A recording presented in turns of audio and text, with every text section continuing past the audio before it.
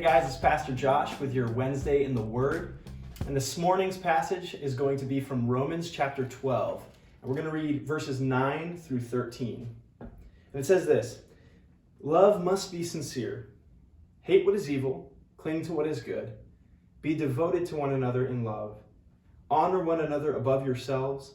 Never be lacking in zeal, but keep your spiritual fervor serving the Lord.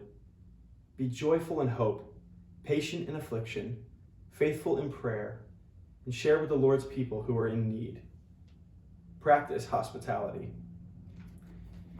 Essentially, you guys, what this passage is challenging you and me to do is it's saying that we are to love one another the way that God has loved us.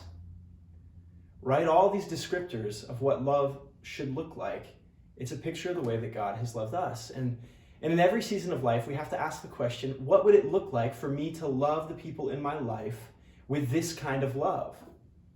And I think we're in a unique season right now where we're all here in quarantine.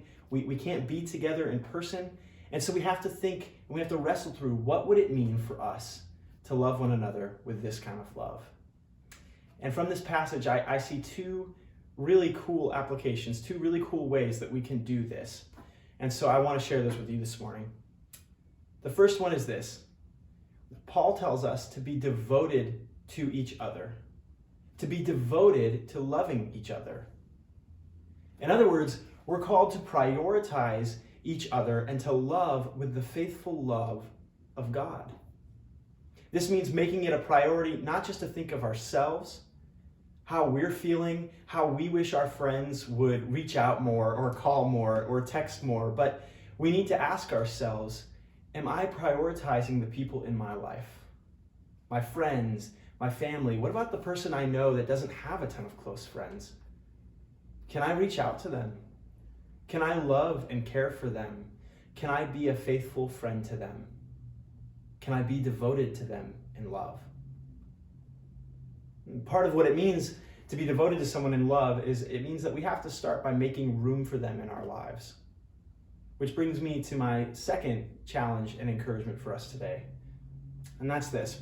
Paul tells us to practice hospitality. That's the last thing he says. Practice hospitality. And you guys, before hospitality is an action, it's a mindset. It's a way of life, a way of thinking. It's asking the question, can I make room in my thoughts for this person? Can I make room in my emotions for this person? Can I make room in this moment right now for this person? You know, so often we use our phones to consume things. Right? We scroll through what we want to scroll through. We watch what we want to watch. We talk to who we want to talk to. But what if that wasn't the only way we used our phones? See, we can use our phones to consume, but we can also use our phones as an amazing means by which we love others, by which we give to others. We can use our phones to communicate to people. There's room for you in this moment because there's room for you in my life. We can use our phones to show the hospitality that Paul's talking about. And you guys, we can do this because this is the way that God has loved us first. Right? Because God, Father, Son, and Holy Spirit, He didn't hoard His love, He didn't hoard His time, He didn't keep it all to Himself, but instead He made room for you and me because He was devoted to us in love. And so we may be in quarantine, but we're not alone. How can we love one another as God has loved us? How can we love one another from a social distance?